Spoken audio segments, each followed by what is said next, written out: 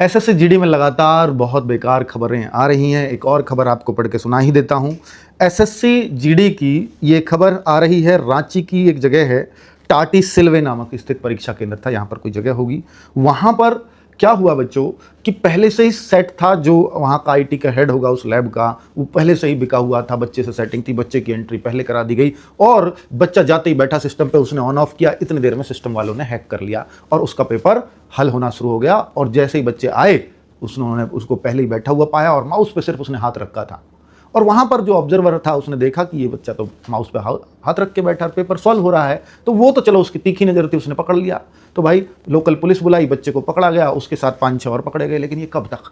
अभी आप देखो ना, ईश्वर प्रसाद ने कितना बुरा हाल मचा दिया था। सोचिए कि 30% उसका प्रॉफिट शेयरिंग पे उस एडिक्विटी कंपनी के साथ वो था, है ना। कंपनी के लोगों ने उसके साथ साझेदारी कर रखी थी, जैसे बताओ कोई बिजनेस चल रहा हो। 30% के शेयर पर रहेंगे। तो आप सोचो ना कि भाई जब इतने खुलेआम चीजें चल रही है कि ये तो प्रॉफिटेबल बिजनेस बना रहे हैं, इसको बिजनेस मान रहे हैं। बताओ 100 से ज्यादा लैब थी उसकी, जो एसटीएफ के अपने रिकॉर्ड में है। आशंका है उनको, हो सकता है वो 500 भी हो। अगर मैं 100 ही मान लूं और 40 शिफ्टों में मान लेता हूं कि एग्जाम चला एसएससी जीडी का, तो उसके पास 40 और गुणा 100 आप लैबों में देखोगे तो 4000 बार उसके पास ये मौके हैं उसमें गड़बड़ी करवाने के। और 4000 सेंटरों पर मैंने ये भी मान लिया कि 2-2 बच्चे उसने पकड़े, 8000 वैकेंसीज खराब हो गई, मेहनती बच्चों का हक चला गया वहां से। तो भाई ये आखिर कब तक चलेगा? तो ईश्वर प्रसाद ने तो सबकी आंखें खोल दी। अगर ये पेपर ऑफलाइन होता तो अब तक कब का री एग्जाम घोषित हो गया होता, लेकिन ऑनलाइन है, यहां पर पेपर लीक नहीं होता। हो भी कैसे सकता है पेपर लीक, क्योंकि वो तो एग्जाम हैक होता है, यहां पर तो सिस्टम हैक होता है।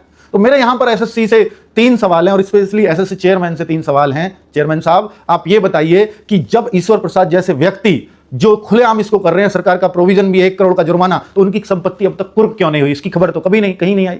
और आप सोचो कि अगर 48 नीट में केवल 22 लाख बच्चा था, यहां 48 लाख है, यहां 48 लाख की आवाज नहीं सुनी जा रही। वहां तुरंत सीबीआई को जांच दे दी गई, यहां केवल एसटीएफ पे। मैं ये सवाल नहीं खड़ा कर रहा हूं कि सीबीआई ज्यादा बढ़िया है या एसटीएफ ज्यादा अच्छा काम करती है, लेकिन यहां पर जो अत्याधुनिक उपकरण है, जो अत्याधुनिक तकनीक है, वो सीबीआई के पास होती है। तो वो अगर उसको जांच दे दी जाएगी तो वो पता भी लगा लेंगे कितने स्केल पे, मास लेवल पे ये चीजें चल रही हैं। तो सीबीआई से जांच क्यों नहीं कराती है? सेंट्रल का एग्जाम है, ये भी वो भी सेंट्रल का था, वो 1 मिनट में सीबीआई को हो गई।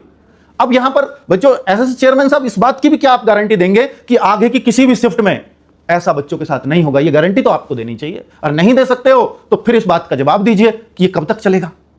बच्चों री एग्जाम की अभी कोई उम्मीद नहीं है, आप अपनी तैयारी करके एग्जाम देते रहिए, लेकिन इस पे सवाल पूछना तो बनता है एसएससी चेयरमैन साहब, ये जवाब तो आपको देना चाहिए। बच्चों में बहुत अविश्वास पैदा हो गया है एसएससी के प्रति, स्पेशली एसएससी जीडी के बच्चों में।